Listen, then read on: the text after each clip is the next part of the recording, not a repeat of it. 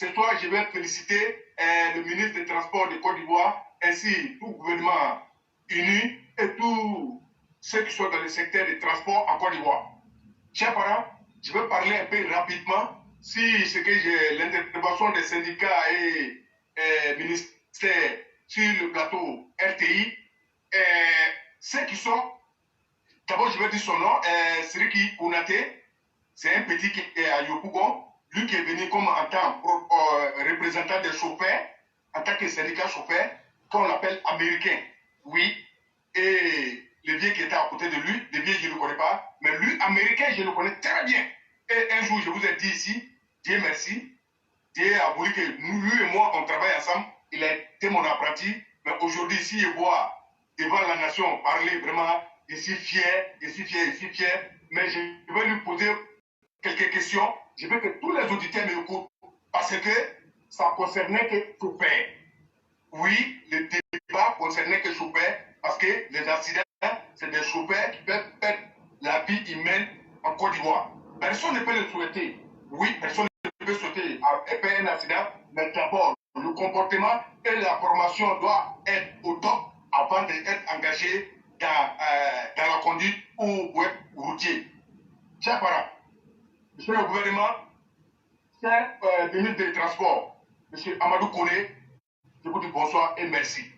Maintenant, je vais poser une question à Siriki Kounaté, qui s'appelle américain, qui s'est présenté comme le responsable des chauffeurs en tant que syndicat chauffeur. Il défendait quoi? Il est venu défendre quoi?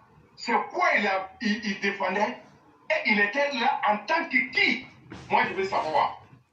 La Côte d'Ivoire, c'est un pays sérieux et la vie de beaucoup de millions de gens sont en jeu. Chers parents, monsieur le ministre des Transports, et je m'adresse à tous les gouvernements et tous les habitants de Côte d'Ivoire, cette affaire nous concerne. Parce que quand il y a accident, on ne sait pas quand ça peut venir. Un chauffeur, toi tu peux être bien si ta direction, tu peux te comporter bien, tu vas bien respecter bien le code de route. Mais un voyou qui est dans sa voiture, qui ne respecte rien, peut mettre en danger la vie de milliers de personnes. Donc, on ne peut pas dire que moi je me comporte bien, que ça ne me concerne pas. Donc ça concerne tous les Ivoiriens. Et cette affaire est très sérieuse parce qu'on a perdu beaucoup de nos parents. Le président et tous les Ivoiriens ne souhaiteraient plus voir ça dans notre pays en Côte d'Ivoire. Oui, accident ça peut venir, mais il faut que vraiment, la Côte d'Ivoire puisse s'échapper par ces griffes de ces petits points délinquants qui sont projetés sur les directions, sur les bacas et les remorques partout en Côte d'Ivoire. Nous ne l'avons pas accepté. Américains, toi, tu es syndicat de bois, parce que tu as parlé des transports urbains en Côte d'Ivoire, précisément à Abidjan, et tu as parlé d'Abobo, à Djamé et le Bougon. Mais en t'entendant parler, tu es venu parler pour des gens. Et là, ils n'ont qu'à venir devant nous. Et puis nous, on paie. Dans ce genre de débat, les responsables des chauffeurs puissent être sur le terrain et savoir s'expliquer devant la nation. Parce qu'il y a beaucoup à dire. Vous ne pouvez pas parler des salaires de chauffeurs qui étaient là. Ce n'est pas votre problème. Le vrai problème de Côte d'Ivoire, le vrai désordre de Côte d'Ivoire, c'est la personne des syndicats. Et vous êtes venus représenter les conducteurs en tant que les porte-parole, en tant que les syndicats. Et c'est vous le vrai problème. C'est vous le vrai problème. Vous avez fait tout à rendre les syndicats et les chauffeurs impuissants, vauriens. Et ça s'est suivi. C'est quel père de famille qui a au moins 5 à 3 enfants ou 2 femmes, qui doit payer sa maison, qui doit s'occuper de sa famille, qui peut travailler dans le courant pour s'en sortir? Non. Tous les chauffeurs qui sont conscients, ils ont tous laissé le domaine bagarre, que ce soit Woro, même taxi côté actuellement, ils sont tous partis dans le taxi. Parce que vous avez transporté même des apprentis à des monstres. Je m'explique.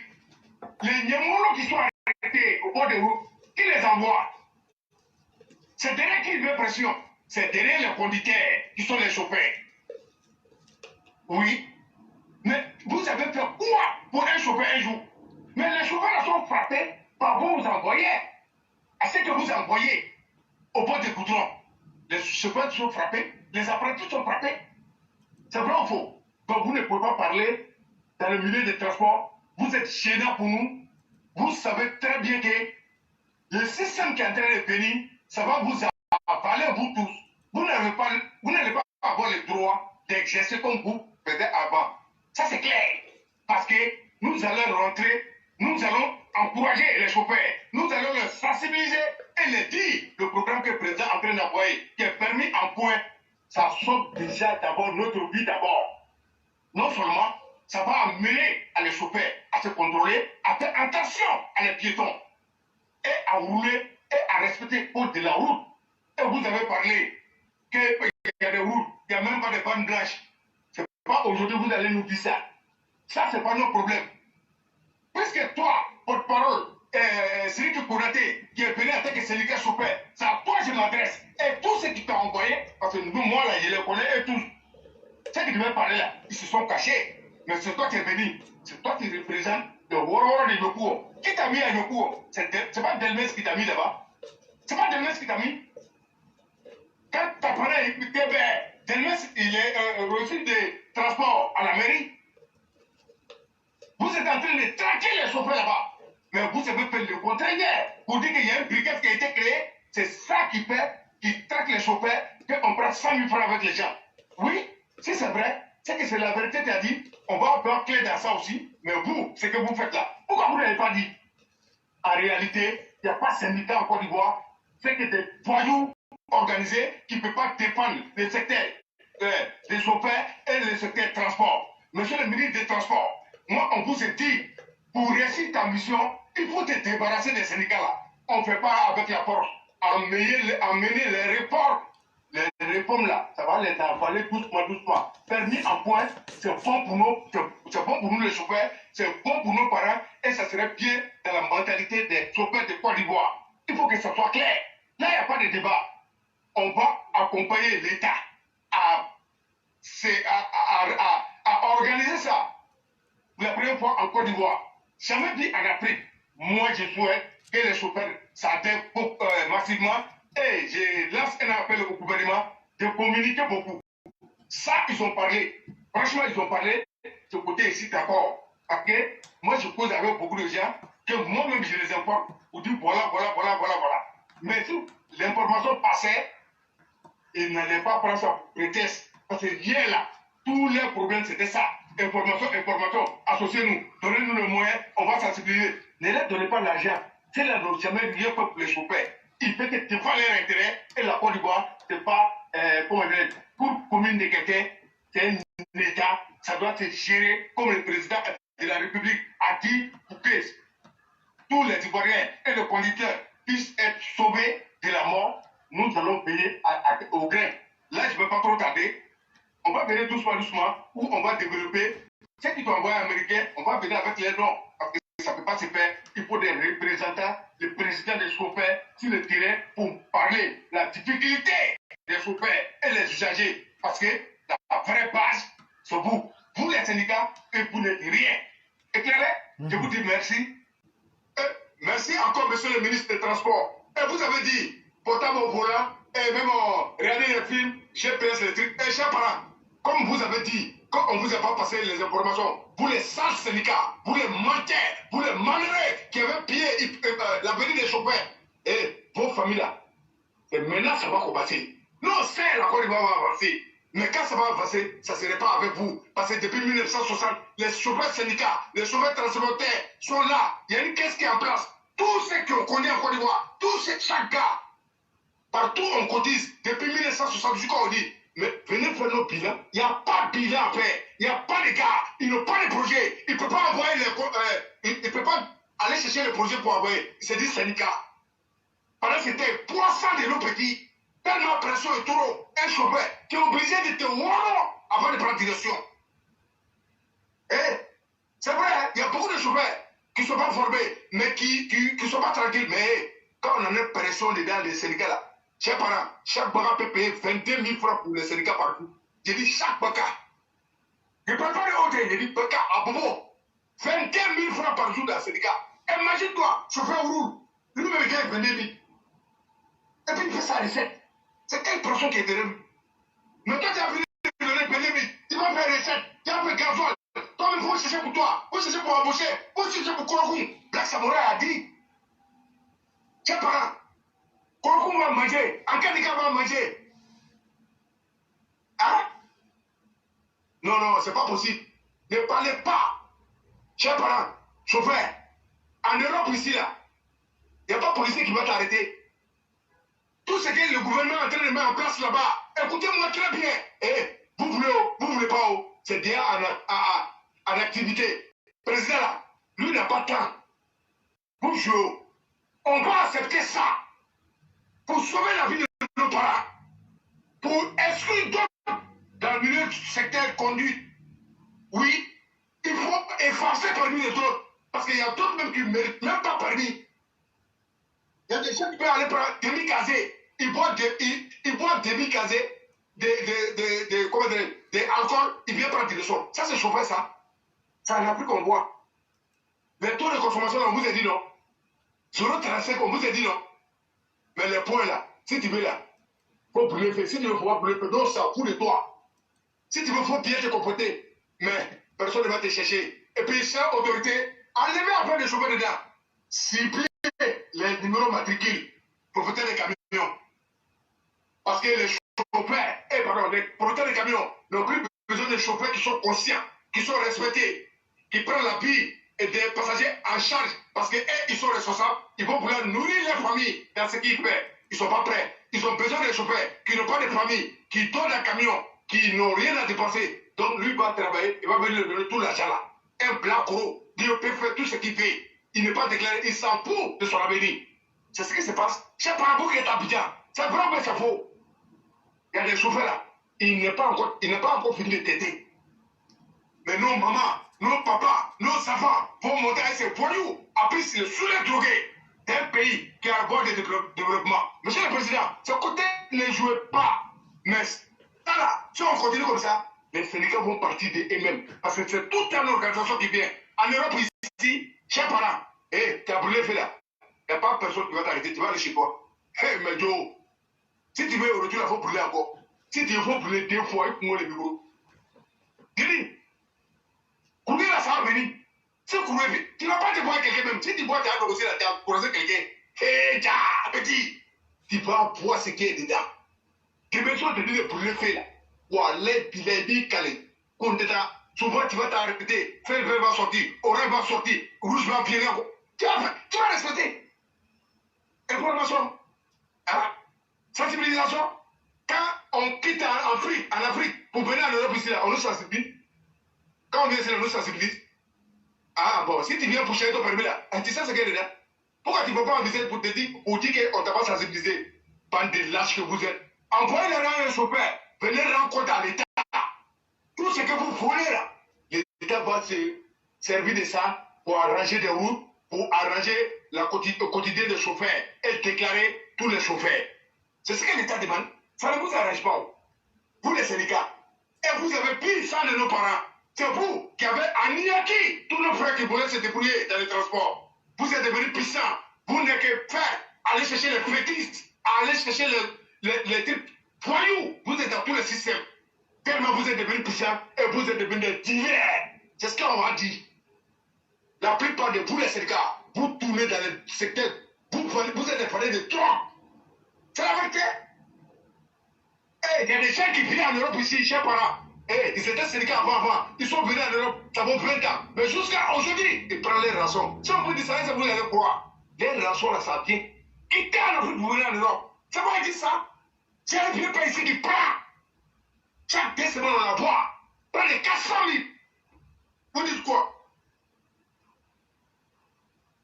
Et vous, les maudits, si vous avez parlé, dites son nom. Ouais. Donc, j'ai dit au gouvernement de rester sur sa position. 12 points même, c'est trop. Monsieur le Président, enlève 2 dedans. On s'en fout. Même si c'est 1 point, si tu es un bon chauffeur, si tu te contrôles, tu vas faire 1 an sans avoir problème. Même si tu as 100 points, semaine-là ne va pas finir. Il y a mauvais chauffeur, c'est mauvais chauffeur. De ton côté, si l'État a maîtrisé le transport va et boum, en Côte d'Ivoire, et tous ces conneries vont disparaître, pour que la vie de nos parents soit tranquille et les chauffeurs qui seront formés puissent rouler tranquillement, pas avoir mauvais souvenirs des syndicats. Et il faut une élection des syndicats chauffeurs et syndicats patronats. Ça doit être clair. Burkina, c'est comme ça. Chaque année, chaque 2 ans, il vote un président de chauffeur. Par lui, son canal, celui gère tout. S'il y a un problème, il est interpellé. Là, les responsabilités sont situées. Des autres, le petit qui est venu intervenir hier, qui s'appelle Sirki Konaté, il a balancé avec moi, qu'on appelle américain. Il est président et le syndicat chauffeur de Warawa Yopouon. Mais ce n'est pas lui qui devait parler hier. Il n'est pas président, il n'est pas syndicat chauffeur, capitaine. Mais pourquoi c'est lui qui l'a envoyé? Et puis il vient, il prend la boue, puis à jamais. Et puis pourquoi c'est lui qui l'a envoyé? Les vrais, ils sont derrière. Ils ont peur de sortir. Parce qu'ils savent, là où on va là, c'est pas du jouer. Il ne veut pas se faire repérer. C'est moi qui dis ça, je le connais. Être des lâches. Éclairé, je m'arrête là. Donc on appelle tous les cadres à l'union, faire passer le communiqué, informer les Ivoiriens. Le vrai problème de ce gouvernement, même, c'est ça. L'information ne passe pas. Voilà, les petits syndicats viennent, ça soit sur les plateaux, ils commencent à mentir sur vous. En tant que ministre des Transports, pour tel projet, tous les moyens sont mis à la disposition. Communication doit passer. Ça, on ne peut pas les enlever, ça aussi. S'ils disent qu'ils ne sont pas informés.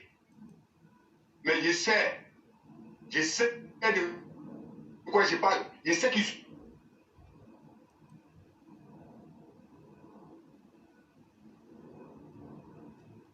formés. Parce qu'en 2013, cette affaire-là, ça n'a pas commencé au dit. Chauffeurs même qui sont partis à la Mecque. On les envoie, ils sont allés les former au Maroc. Après, quand on les a formés au Maroc, là, quand ils sont revenus là, après, on les a fait partir à la Mecque, les chauffeurs. Ces jeunes chauffeurs-là peuvent venir réclamer droit de son ami. Comment vous tirez les gens? Ceux qui doivent parler problème de leur secteur. Et ils sont passés le terrain. On prend un individu, et ceux qui doivent venir, devraient venir, ils ne sont pas venus. C'est quelqu'un qui vient s'asseoir pour nous raconter des conneries. Il a dit quoi? Konaté, c'est qu'il a, il a dit quoi? Dites-lui qu'on dit américain. Il a dit quoi? Qui peut sauver la vie d'un conducteur. D'abord, c'est qu'on va vous dire. Le président a monté salaire le plus petit salaire, c'est 75 000 francs. Mais il y a des chauffeurs qui sont payés 15 000 francs. Monsieur Jamil Ibrahim, vous avez tout trouvé à vos poches. On n'a rien en Côte d'Ivoire que des beaux discours. Tous les gars d'Abidjan sont sales. Et la vie des Ivoiriens doit, et les passagers doivent être entretenus. Les gars sont sales. Vous êtes président. C'est quel. Comment dirais-je? C'est que vous avez envoyé quoi même pour aider le secteur transport?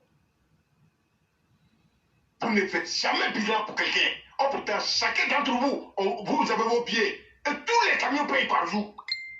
Ça, c'est des centaines de millions par jour. Vous faites quoi pour les chauffeurs? Les chauffeurs ne sont pas déclarés, c'est maintenant. C'est maintenant la Côte d'Ivoire a commencé. Prenez les gens au sérieux. Prenez les gens au sérieux. C'est la vie des autres qui sont en train d'être détruits.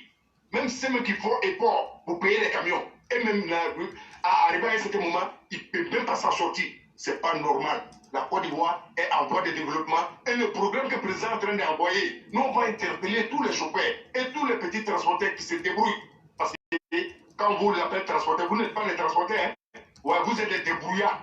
Sur les transporteurs, c'est celui qui respecte les règles. Et tous ces emplois sont déclarés à la CNPS, comme Zika, comme j'étais, je ne peux pas les publiciter. Excusez-moi, chers parents.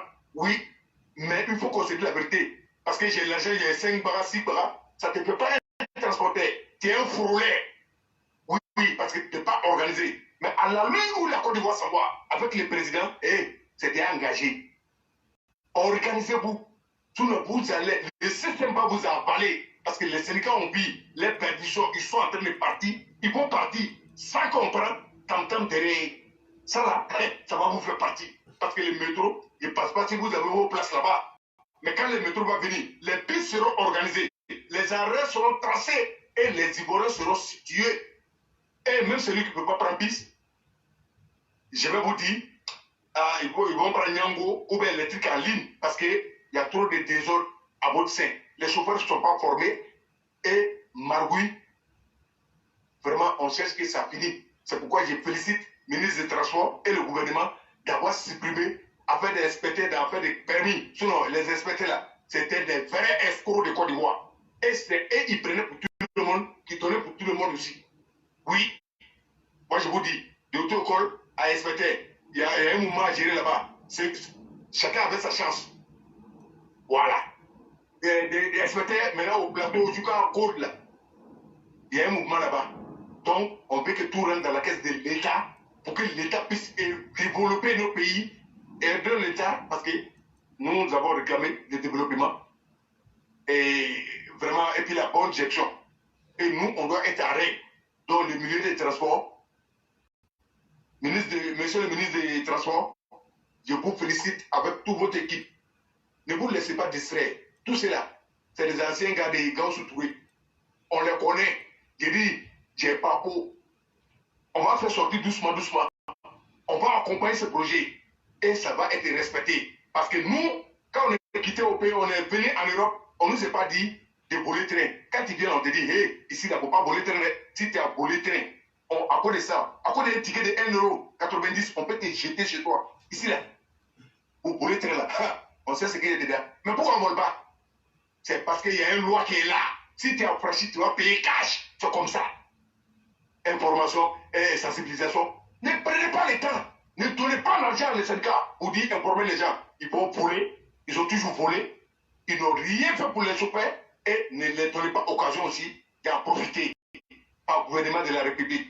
Donc, je félicite tout le gouvernement pour ce projet. Celui qui a 12 points en une journée, et 12 points la peut finir. Si tu es un bon chauffeur, si tu as un point, ça peut faire 2 ans dans ton truc, même 10 ans, ça va faire dedans. C'est de ça qu'il s'appelle, il s'agit. Ça va s'imposer à tout le monde. Ça a démarré. Félicitations au gouvernement et nous allons vous accompagner. Ensemble, sensibilisons les frères. Allez-y doucement. Respectez les passagers. Les passagers aussi, allez-y doucement vers les chauffeurs. Parce que vraiment, il y a une pression qu'on ne peut pas comprendre. Mais chacun a sa part des malhonnêtetés dedans. Mais la plupart, c'est les syndicats. Donc, éclairé, je vous dis merci. Merci à tous les auditeurs. Merci à tous les Mao pour ne pas trop monopoliser. Inch'Allah, demain serait notre jour. Merci beaucoup à chacun des panélistes. Merci beaucoup à tous ceux qui nous ont suivis. J'ai dit vraiment merci, merci infiniment. Pour tous ceux qui ont animé l'émission, nous allons nous souhaiter une excellente soirée. Demain, on se retrouve. Que Dieu nous préserve tous en santé et qu'il nous protège. Merci à chacun. Merci beaucoup. Merci beaucoup.